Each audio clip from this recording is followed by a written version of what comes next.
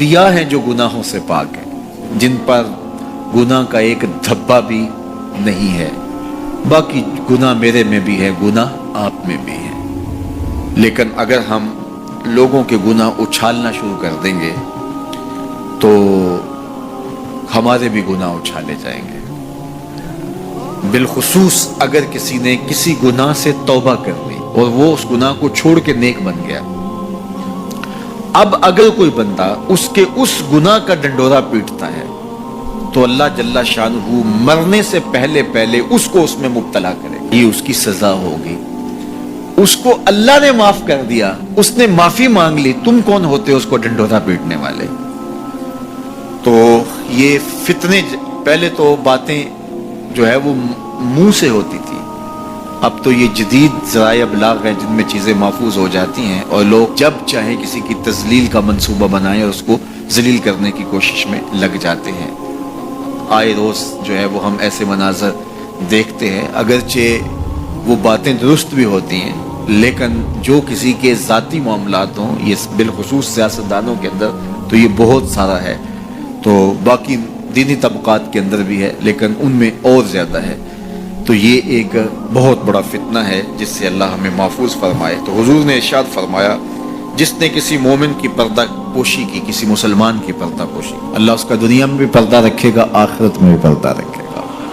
और अल्लाह जल्ला शानहू बंदे की मदद में होता है, बंदा जब तक अपने भाई की मदद में होता है। जब तुम अपने भाई की मदद में लगे होते हो, अल्लाह तुम्हारी मदद फरमा रहा होता है, तुम्हारी नुसरत फरमा रहा होता है। और जो किसी ऐसे रास्ते पे चला जिस रास्ते से वो इल्म हासिल करना चाह रहा था, तलब इल्म के लिए जिसने सफर किया, उसका मकसद था कोई मुझे इल्म की चीज मिलेगी और मैं हासिल करूंगा। एक तो वो तलबा हैं जो 8 साला, 7 साला, 5 साला, 4 साला उलूम दीन हासिल करने के लिए सफर करते हैं, फिर मुसाफिर रहते हैं, मुसाफरत की जिंदगी गुजारते हैं, सवेर शाम सफर काटते हैं। एक तो वो है, लेकिन सिर्फ वो ही मुराद इससे नहीं है जो हुजूर अलैहिस्सलाम का एक फरमान सुनने के लिए भी चला।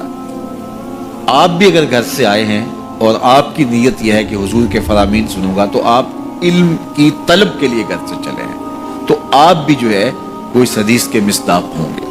तो इरशाद फरमाया, वमन सलका तरीक़न यल्तमिसु फ़ीहि इल्मा, जिसने सफर किया तलब इल्म के लिए, सहलल्लाहु लहू बिही तरीक़न इलल जन्नह, अल्लाह उसके लिए जन्नत का रास्ता आसान फरमा दे, अल्लाह उसके लिए जन्नत की राहें आसान कर दे। आप साहबजादों के नाम, पीरजादों के नाम, मौलवीजादों के नाम, सरदारजादों के नाम और बड़े बाप के बेटों के नाम अगले लफ्ज़ इस हदीस के, जो अमल में सुस्त हुआ उसका नस्ब उसको तेज नहीं करेगा।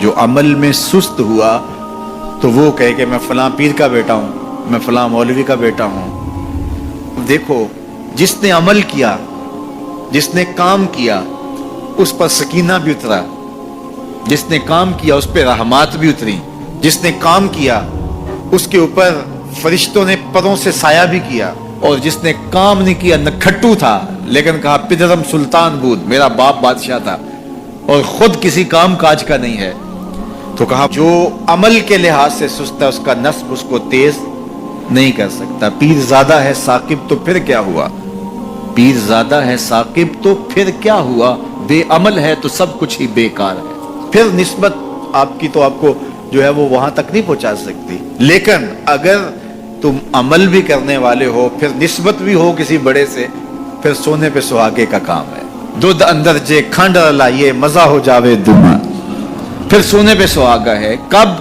जब साहिबे निस्बत, साहिबे करामत, बड़े बाप का बेटा वो नेक भी हो, साथ बासलाहियत भी हो, तो फिर सोने पे सुहागे का काम है। उसका नस्ब उसको तेज तब करेगा जब वो खुद भी चलेगा।